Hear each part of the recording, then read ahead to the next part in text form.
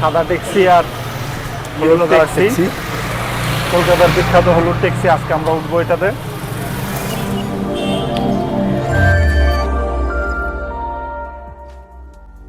ব্যস্ত রাস্তা, শান্ত পথ, অলস গলিগুলো নিজ নিজ তালে এগিয়ে চলে। কখনো নিয়ে যায় সেকালের ক্যালকাটায়, আবার কখনো তা যায় কলকাতা কিংবা কলিকাতায়। সবই বসত করে এই কলকাতারই মধ্যে। বাংলাদেশ থেকে প্রতি বছর যারা ভারত ভ্রমণে যান, তাদের মধ্যে সিটি অফ জয় খ্যাত কলকাতা শহরে যাননি এমন মানুষ খুঁজে পাওয়া কষ্টকর। প্রতি বছর চিকিৎসা আর কেনাকাটা করতে বাংলাদেশিদের একটা বিরাট অংশ ভারত ভ্রমণ করে থাকে। কলকাতার নিউ মার্কেট এলাকায় সারা বছরই বাংলাদেশিদের ভিড় থাকে। মূলত কম ভাড়ায় হোটেল রুম এবং কেনাকাটার সুবিধার জন্যই কলকাতায় বাংলাদেশিদের এত আনাগোনা। বেশিরভাগ বাংলাদেশিদের কাছে কলকাতা মানেই চিকিৎসা আর শপিং। খুব বেশি হলে ভিক্টোরিয়া মেমোরিয়াল, গড়ের মাঠ, জাদুঘর দেখা আর বিখ্যাত কফি হাউসে গিয়ে একটু চুমুক। এর বাইরে 300 বছরেরও বেশি পুরনো শহরটার ব্যাপারে বেশিরভাগের আগ্রহ কম বলেই মনে হয়। তবে কলকাতার আসল স্বাদ নিতে হলে নামতে হবে রাস্তায়। এই প্রাচীন শহরের এক একটি গলি, এক একটি গল্প, অতি পরিচিত একান্ত আপন এই মহানগরকে চিনতে গেলে তাই এখনো পায়ে হাঁটাই দস্তুর।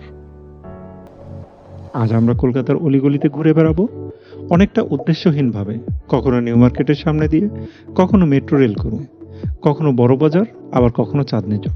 রাস্তার পাশের বিভিন্ন রকম খাবার যখন যেটা সামনে পড়বে সেটাই উপভোগ করব। তাই একটু স্কিপ না করে সম্পূর্ণ ভিডিওটি দেখার অনুরোধ রইল। আমাদের পুরো কলকাতা ভ্রমণটিকে আমরা কয়েকটি পর্বে ভাগ করেছি। ভিডিওগুলো ভালো লাগলে অবশ্যই লাইক করে দিবেন এবং সাবস্ক্রাইব করে আমাদের পাশে থাকবেন। আকাশ ভরা সূর্য তারা, আকাশমুখী সারি সারি, কালো ধোঁয়ায় ঢেকে যাওয়া ঠাসাঠাসি বাক্স বাড়ি। এখান থেকেই চলার শুরু, এখান থেকেই হামাগুড়ি, এখানটাতেই আমার বাসা, আমার বাড়ি। সেখান থেকে একটু দূরে ছাদের পাঁচিলটা ঘুরে, এক চিলতে রোদ্দুরেতে ছোট্ট মেয়ে নামটা পড়ে। তাই তো কালো ইটের ফাঁকে বট পাতাটা জিভ ভ্যাং যায়। পাড়ার মেরি বাচ্চাটা অঞ্জন দত্ত তার বেড়ে ওঠা আর গান দিয়ে কলকাতার 16 আনা উসুল করে ছাড়লেও আমাদের মতো নিতান্ত সাধারণ পর্যটকদের জন্য 16 আনা উসুল করাটা অসাধ্য তো বটেই, কল্পনা করাটাও বাতুলতা। ফেলুদা, ব্যোমকেশ বক্সী, অঞ্জনের ম্যারিয়ান সহ কৈশোরের আরও কত প্রিয় চরিত্রে এই শহরটা এমন এক মায়া তৈরি করে রেখেছে যে আমাদেরকে একদম বেঁধে ফেলেছে। তবে আমাদের দেখা এই কলকাতা কিন্তু আধুনিক স্থাপত্যের কলকাতা বা মডার্ন কলকাতা নয়। এই কলকাতা হচ্ছে উত্তর কলকাতা, শতবর্ষ পুরনো বিল্ডিং, অলিগলি আর চায়ের দোকানের কলকাতা। কলকাতা শহরটাই আমার কাছে মনে হয়েছে চলন্ত এক ইতিহাস। আপনি যদি শহরের রাস্তাগুলোর নামের দিকে খেয়াল করেন তবেই বুঝতে পারবেন।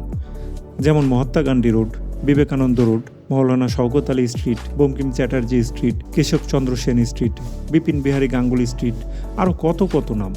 এনাদের সম্পর্কে আপনি যদি ইতিপূর্বে কিছু না জেনেও থাকেন, গুগলে শুধু এই নামগুলো দিয়ে একটু সার্চ দিলেই ব্রিটিশ ইন্ডিয়ার তার পূর্ববর্তী ইতিহাসের একটা বড় অংশ সহজেই জানতে পারবেন। কোনো নতুন শহরে গেলে অনেকেরই আগ্রহ থাকে শহরের দর্শনীয় স্থান ভ্রমণের। ব্যক্তিগতভাবে আমার পছন্দ শহরের রাস্তা আর মানুষ। দেশের ভিতরে এবং বাহিরে এখন পর্যন্ত যতগুলো শহরে গিয়েছি, প্রত্যেকটি জায়গায় আমার প্রথম লক্ষ্য থাকে শহরের সঙ্গে আলাপ করা, অর্থাৎ শহরের অলিগলিতে ঘোরা। আর কলকাতার রাস্তা হেঁটে বেড়ানোর ইচ্ছাটা ছিল আমার বহুদিনের।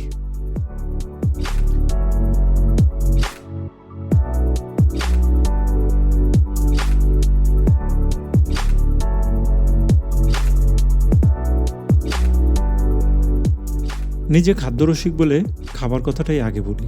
শহরে এমন কোনো জায়গা নেই যেখানে আপনি রাস্তার উপর খাবারের দোকান পাবেন না।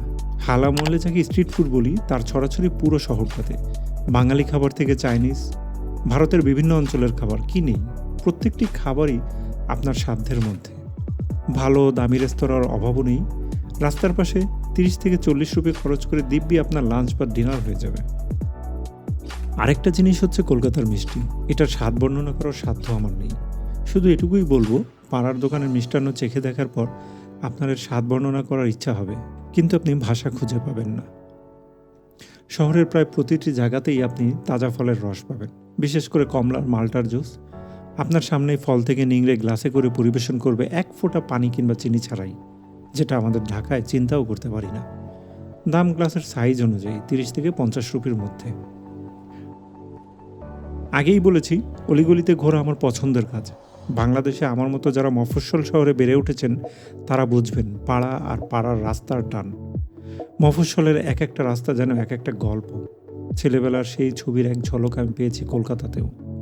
চায়ের দোকানে সাম্প্রতিক কর্মকাণ্ড থেকে রাজনৈতিক আলোচনা, অন্যদিকে ছেলে ছোকরাদের খেলাধুলা।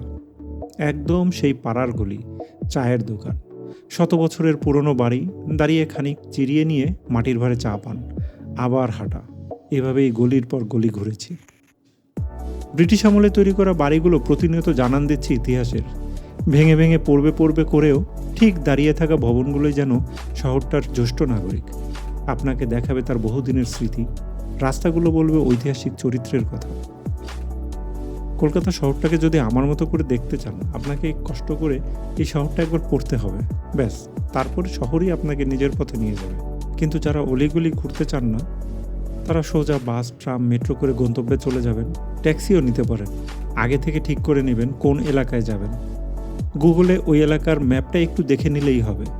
আর যে রাস্তায় যাচ্ছেন সেখানে দর্শনীয় কিছু আছে কিনা সেটাও খুঁজে দেখুন একটু। স্থানীয় মানুষ খুবই সহযোগিতা পরায়ণ। আর যদি এমন কাউকে পেয়ে যান যার বাবা মা কিংবা দাদা দাদির কারো বাড়ি ছিল বাংলাদেশে, তাহলে তো কথাই নেই, আপনি তখন তার দেশের মানুষ। সারাদিনের ঘোরাঘুরি শেষে রাতে হোটেলের আশেপাশে হেঁটে আসুন কিছুক্ষণ, কিংবা হেঁটে হেঁটে ফিরে যান হোটেলে। সোডিয়ামের আলোতে নিশ্চুপ রাতে গুনগুন করে হেডফোনে বাজুক কলকাতা, তুমিও হেঁটে দেখো কলকাতা, তুমিও ভেবে দেখো কলকাতা, তুমিও হেঁটে দেখো কলকাতা, তুমিও ভেবে দেখো যাবে কি না যাবে আমার সাথে।